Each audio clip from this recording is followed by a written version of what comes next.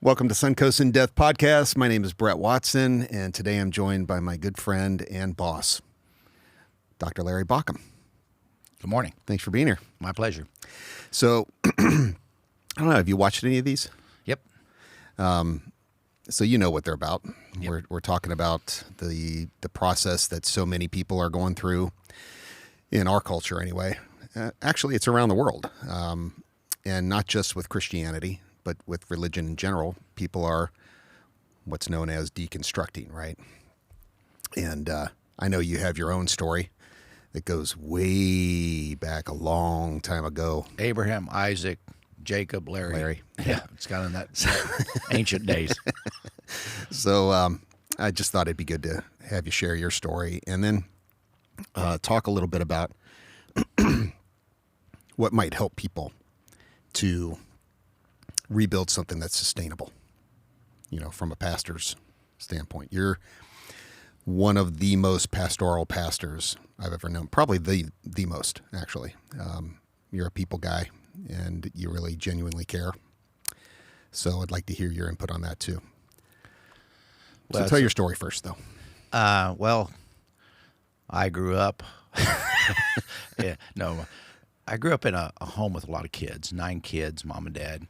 And if my mother were here, she's 97, and I'm going to try to have her down one day and talk on stage. I think it'd be fun to do. Yeah. But she said, I went to a revival at 510 Woodland Street in Nashville, tent revival, and I went forward and I gave my heart to Jesus. And back in that era, she was born in 1926, so, maybe 1930s, post-Depression. She's a lady that tells you about living in a house with a dirt floor. Mm-hmm.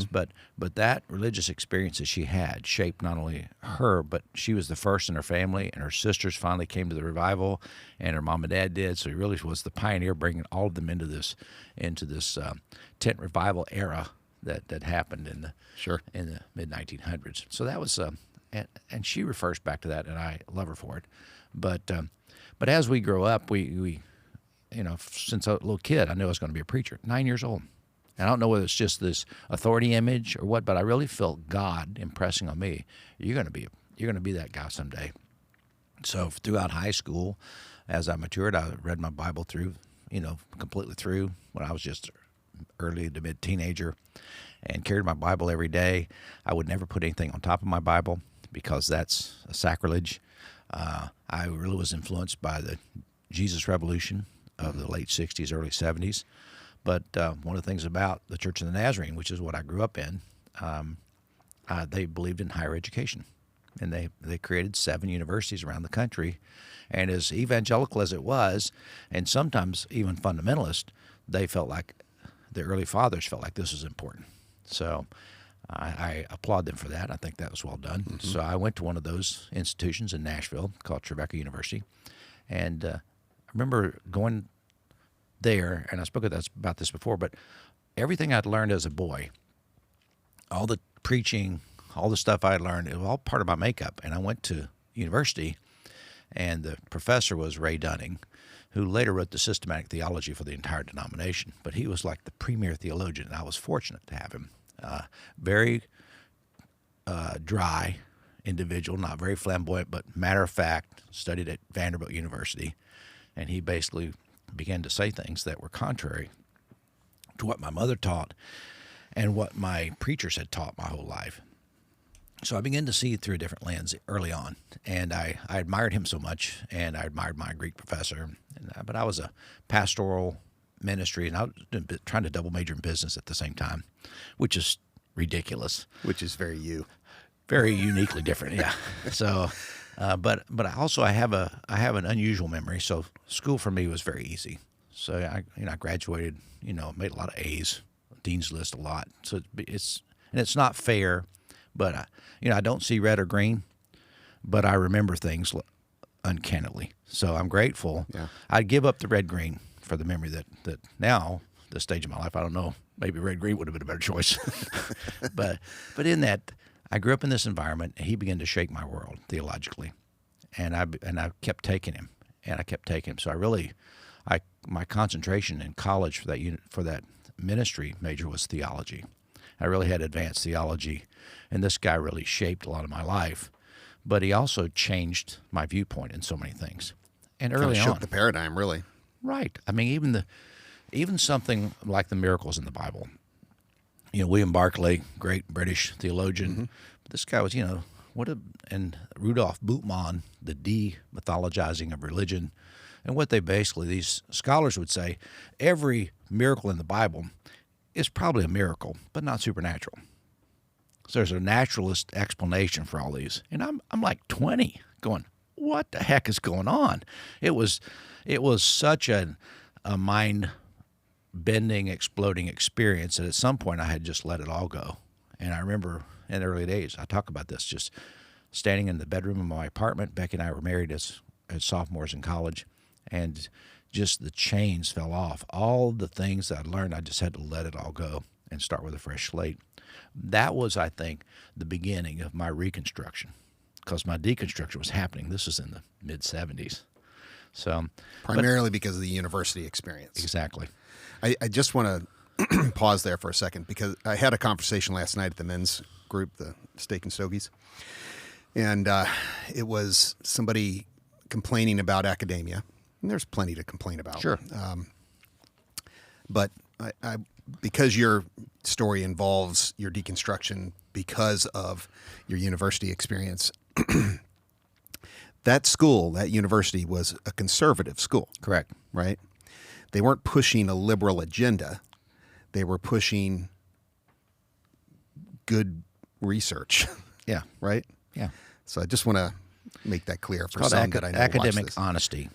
Yes. And that's something that we need. Yeah. And often it's in contrast to grassroots theology. Yeah. Grassroots theology, my mother said it, my grandmother said it, therefore it must be true. Then you come in, you start studying the Bible at a higher level.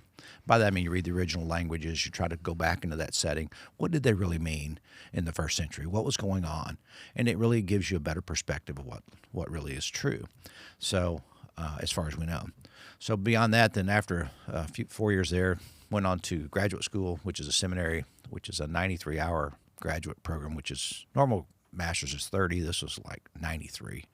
And went into that, was professor's assistant, wanted to study New Testament. They threw me in the Old Testament. You cannot understand the New Testament unless you understand the Old Testament. Studied Hebrew extensively. And but by the time I got through there, finished December of 81, Becky and I moved from there to a Lake City, Florida, small church. And, Laura was 8 months old. Becky was not going to work. She was a stay-at-home mom. We lived in a double wide on the church property. And when the pecans fell, you could hear them banging around. When the wind blew, you could see your drapes blow, even though your windows were shut. Not necessarily my best experience. But in that time, I had a personal crisis, because I had been in academia so long, and now I was in the practical world. And I'd only preached 6 times maybe in my life, and now I was cranking out 1 sermon a week, 3 a week, every week. So I was always in the books. I visited everybody in my congregation every week to where they said, you don't need to come see us anymore, we're fine. But through that process, I eventually went to Fort Myers and stayed there as an associate / administrative pastor under a good friend of mine, and got to preach once a week. And that was kind of a good time for me, and then moved back to the Tallahassee area in 1987 and entered Florida State January of 88, and went to classes on campus there for about 3 years. But in that Florida State experience, humanities with a concentration in historical critical methodology. What the heck is that? Historical critical methodology is, honestly, it's the 19th, early 20th century movement, primarily German theologians, just saying, we want the honest to God truth. And we'll study the Bible, we'll take it apart, we'll find out how it was put together, and you study literary criticism, new literary criticism, form criticism, all these. But I was into it up to my eyeballs, and I studied it profoundly. And when I got out, I still realized, now your PhD, all this stuff, and but I still moved back. I still pastoring. But the last question I was asked before they signed their name, giving me the PhD, is one of the guys said, I need to ask you a question. Okay, what? He goes, how can you possibly pastor knowing what you know now? And what he meant was, all the stuff that the church teaches often is not based in honest academia. It's based in grassroots theology. Mm-hmm. And the frustration is so much grassroots theology is now being taught through TV. Yes. TV evangelists, the health wealth movement. So and as a young pastor, you're trying to be accurate, but you got to deal with all these things that are inaccurate to high levels. So I've always tried to bring academia into my teaching. I stay away from the controversial subjects. I teach what I think is the love of God. I think I'm a follower of the teachings of Jesus Christ. People want to know about the fundamentals. Look them up on Wikipedia. I really don't ascribe to any of the fundamentals of fundamentalism. Mm-mm. And what I'd say is it's not that they're out and I don't believe them. It's just I reinterpret them in a way that's more palatable. They need to be more intellectually honest. Yeah, and that's what we try to do. So, and then through years, I've always, the concept of Occam's razor is that you walk down this razor and you fall off into one side or the other. So you fall off into liberalism. Liberalism, always a bad word.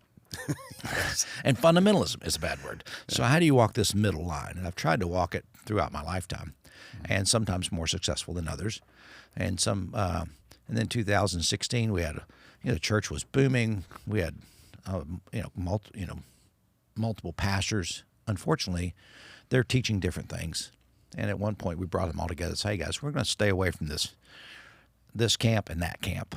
And how do we do that? Well, let's stay true to these. We're not going to do this. For example, the concept of hell. And do I not believe in the tradition? I don't believe in the traditional concept of hell. I have to reinterpret that. So do you believe in hell? Yes, as defined by this. Yeah. But not as what the church has defined it over the years to scare people. I don't think that's accurate. I don't think it's honest. And it's a manipulation of humanity, and I stand against that. I also am a father and a grandfather, and I want to be sure the church stands for the next generation. In the United States, and I say this publicly, the church is dying in the United States. Yes. I mean, you can put your head in the sand if you want. I choose to say, is there something that the church can become in this generation that is viable for my kids and grandkids? Too much is at risk to keep adhering to these fundamentals that are dying out. They died out in Europe already. They're not going to make it. And in some areas of the world, they're forecasting that because they're intellectually behind the United States, they call it the regional South. It'd be areas of South America that are very depressed intellectually, or Africa. These areas that are just, they're cultures that are just behind us. Mm-hmm. And there could be an upswing of this conservative fundamentalism that happens there. Well, health, wealth, if you have nothing, you want to be promised that. Sure. But there are guys who speak against that. The Future of Faith, the book that was written by Harvey Cox, a Harvard professor, and he writes about the future. But I'm trying to be, at Suncoast, as honest as we can be, to not destroy what you believe, but to create a foundation of something that is so viable and so strong that you'll let that go. So we're building a foundation here. I don't really even like to talk about deconstruction. I really like the fact you're doing reconstruction, because how do we take people who have abandoned the church and abandoned theology because it just doesn't fit? How do we handle them? And I think we try to be honest, but we try to be loving. Sometimes we don't really say we don't believe this or this or this, but we emphasize what we do. We believe in the Spirit of Christ. We believe in the teachings of Jesus. We believe in the presence of God, the inner spark. And there are books out there. If people want to read them, we can give them some of those. But some of them are pretty. They say, that's left leaning. Yeah, it is. Yeah. But I think it's academic. Mm-hmm. So, and if you want the honest to God truth, I think we try to give that on a regular basis here. And I think that the label of left-leaning or liberal and so on is just it's misapplied, really. I agree. These books are just academic, like you said. What does that mean? It means that these people really are on a quest for as much truth as they can possibly attain with the material that's given. And so those labels bug me. Yeah. And there's so many different types of theology. Liberation theology, that basically is third world things. You need to have an exodus from the bondage, and I understand that. Mm-hmm. But liberal theology, I think it's just theology seen through an academic lens. Yeah. But I still can't use the word liberal because it has such a negative connotation. Yes. So we'd say progressive or more enlightened, but head in the sand is not. This is what my grandma taught. This is what my mother believes. And my mother and I, we're not on the same page theologically. Yeah. And she said, well, I'm 97 years old. And I said, I know, Mom, but probably not in your best interest to argue with your son who's a PhD in this area. I might have spent a few more hours in this. Yeah. But she teaches a Bible study every Thursday, and she has a few people from her condo. She's 97, and she has 2 or 3 people come in. One's Jewish, one's Catholic, so one's Methodist, so none of them are Christian. I was going to say, yeah, they're all evens. But she feeds them. Yeah. And she has an excellent conversation. And I basically tell her, I'm so proud of her. I say, you're doing the best you can with what you know. And you're loving these people. You're feeding them. You're loving them. You're keeping in conversation with them. And they may not agree with you, but you're still loving them. And I said, Mom, I think it's wonderful. And then I give her the jab. I said, but as much as I want to release you to do the best you know with what you with the best you know. Do the best you can with what you know. I said, can you give me that same privilege? Let me do the best I can with what I know. And we don't have to be at odds with each other, and we're not. I mean, I talk to her almost every day. She loves me, and I love her.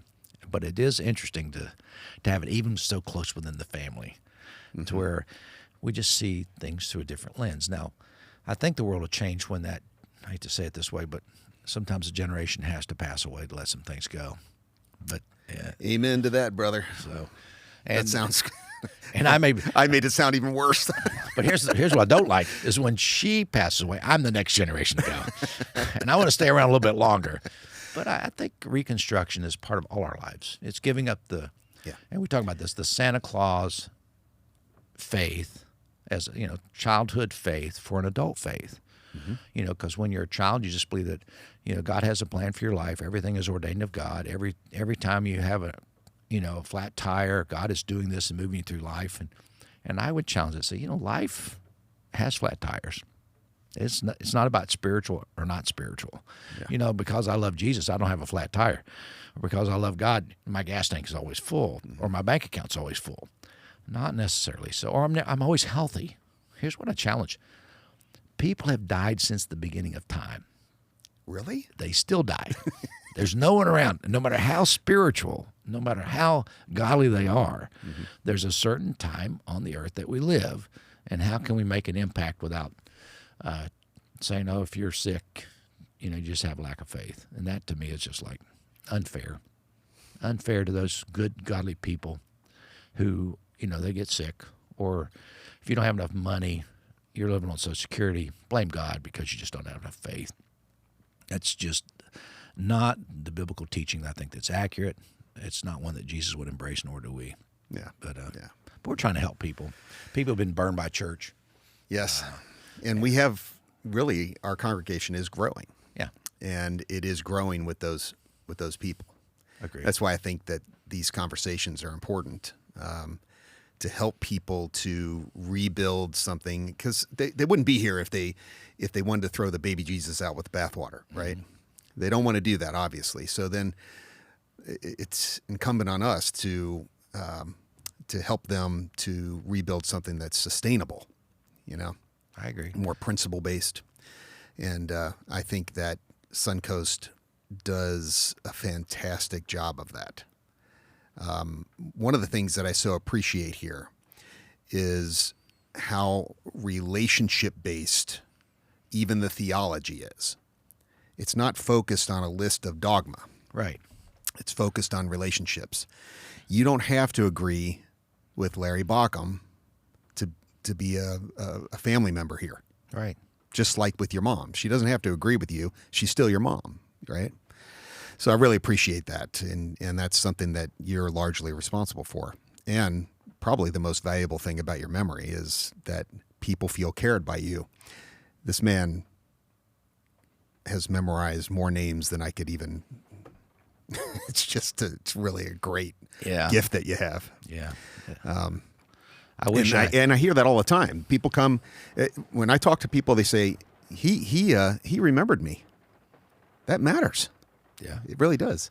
It's made me work harder at remembering names. And But here's the thing: it's getting harder for me, though. In all honesty, I go, "Oh man, what's their name?" And my brain's whirring, and sometimes it takes me a while to pull the name out. Whereas earlier it would have been instant recall. But I think that back to beliefs, you can believe whatever you want, and if you have to believe exactly what I do, guess what? Next week I'm going to change my mind. Good luck keeping up with me. Right. So you have to just say, so what is it? It's about loving God in some way, and it's about loving others, embracing the divine spark within you, and realizing that is the essence of life. And how do I share that with the world? That's it. So the concept of light and heat and spark and, breath, spirit, all those are life essence, I think, are very critical for who we are. And biblical. I mean, that's, if you're looking for connections to the Bible, the sad thing is so many people that see the relational approach to church, let's say, haven't actually read the Bible. They don't, but they simply, the grassroots thing. They take what they've heard and they assume that it's reality, and the reality is it just isn't. It's there's so much more to it. Yeah. And the Bible says if that's your backup, then you need to. I prefer people say, I think what this means, what these scriptures mean are whatever. But what they say are literal. What they mean may be metaphorical. It may be literal. But I think you can't assume that all of it is the same. And I have people misquote it to me often who are staunchly supportive of the scriptures. And here's the thing: I preach from the Bible every week. That doesn't mean that every word in there has the same value to me. The story of the lost son, great story, great applicable. The Good Samaritan, the stories of Jesus and the stories of Moses and Abraham, all great stories that have application to our lives. But some of it we have to kind of skip over. You get into Leviticus, right.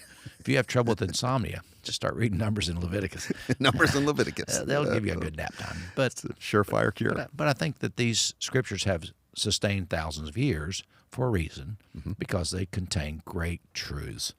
But to say they are the literal spoken, written word of God, it just goes against biblical scholarship. But you can still have all the truth without this absolute certainty of an area that just doesn't seem to fit and as a turnoff.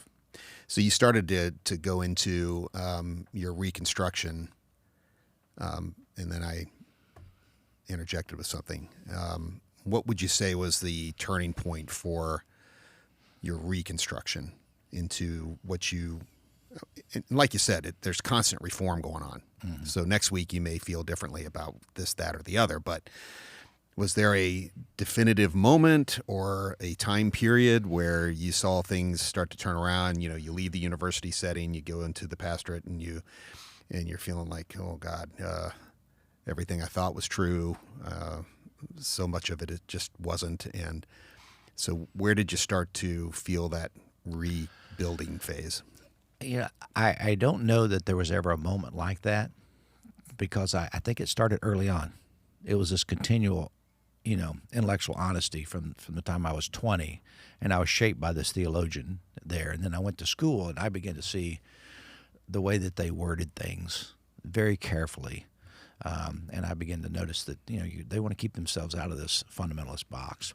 And but I think even the Church of the Nazarene, which I was a product, there's a lot of things I did not agree with. A lot of it was just the politics of the church. By that I mean the governmental structure that keeps you in a box. You have elected people controlling the future of the church, and really without a theological guidance. And you come in, you're just a hired hand to do what they tell you to do, and that style of leadership does not work for me. If you want to help me along my journey, then you need to be in a place to where you're qualified to help me along my way. If I need to just go see a medical doctor, I see a medical doctor. But just because you're voted to be a part of a medical team and you work at, whatever.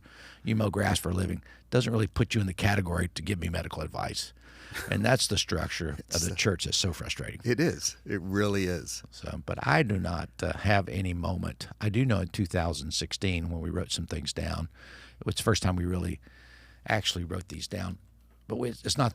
That wasn't our Belief statement. That wasn't when it happened.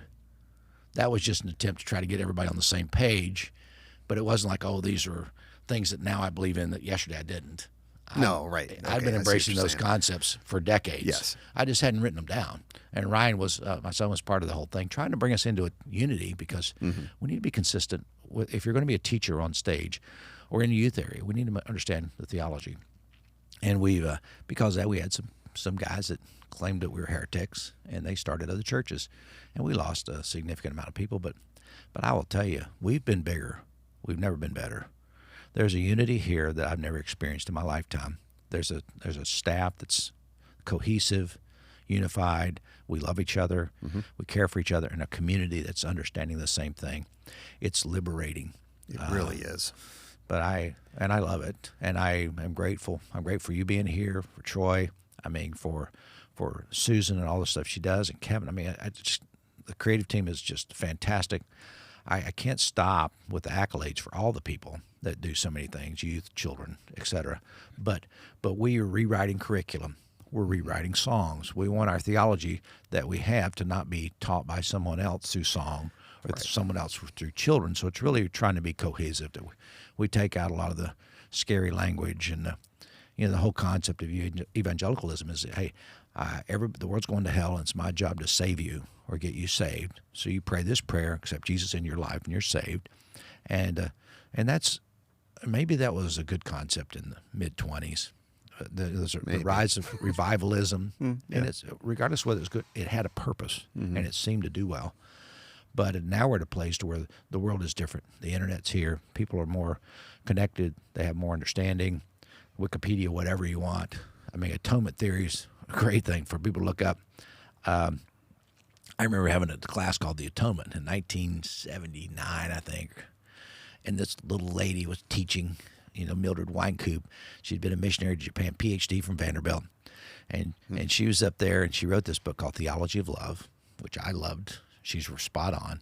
And one of the things she said to me, that your understanding of what happened at the cross will change everything about your belief structure. This is 1979. So it's not like it just all of a sudden might. And we learned all the atonement theories and what they were, what they meant.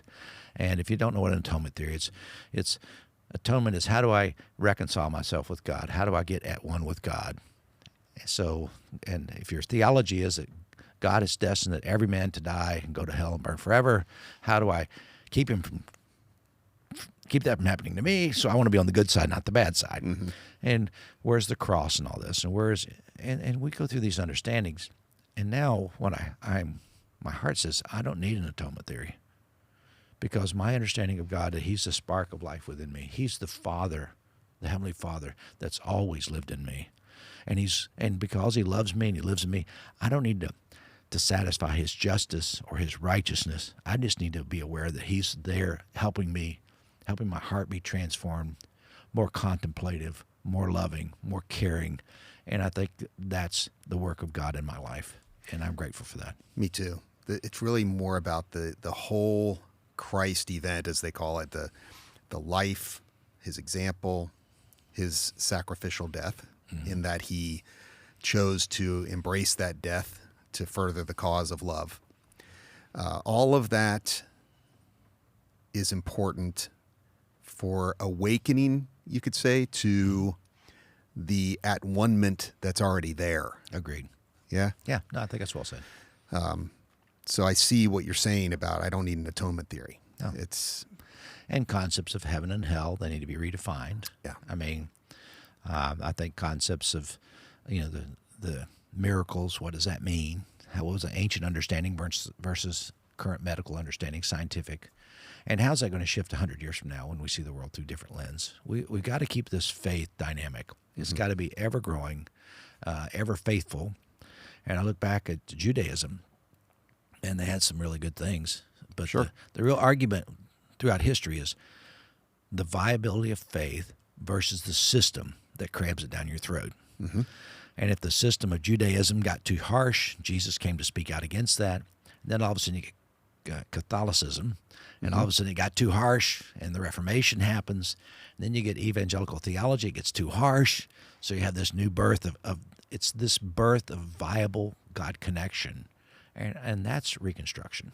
Yeah, and that's gonna insist on reformation. Agreed. Throughout the history of what we call the Christian movement, right? It's just inevitable.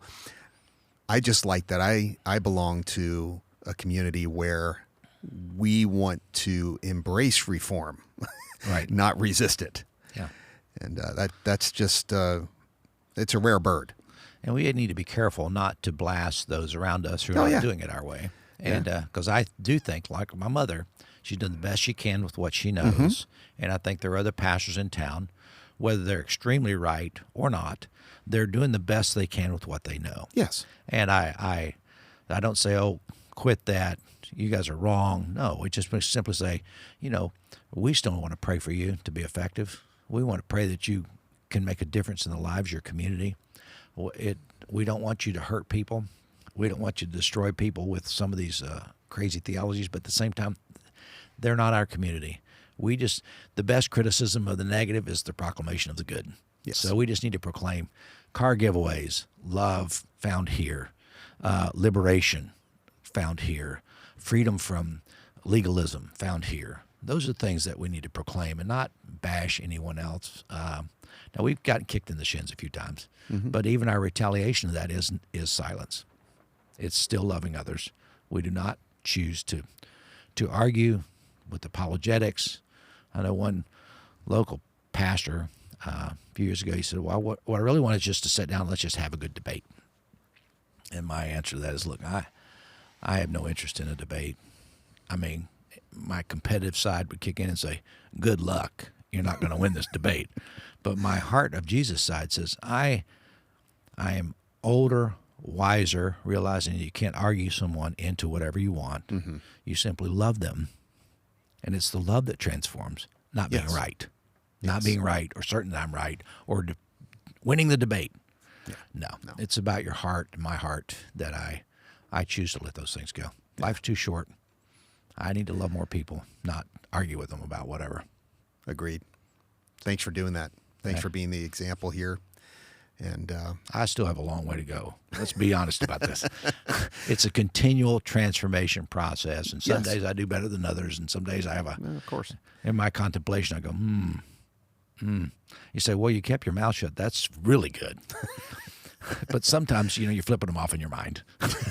And I'd just rather not have that. I don't want to be flipping them off in my mind. I need to. So how do I do that? I think it's that continual realization that I am a human being loved by God, flawed in so many ways, but realizing that I take responsibility for my thoughts, my negative actions, anything I do, it's my responsibility. And when I do that, all of a sudden there's this wave of cleansing and grace, and all of a sudden I find myself being swept into a place where I feel more of the closeness of God, which is where I want to be. Yeah, me too. Well, this has been fun. It has been fun. I appreciate you inviting me on to have a chat. I appreciate you being here. Hey, thanks for being a part of the team, Brett. Thank you. You're valuable. I appreciate it. Thanks.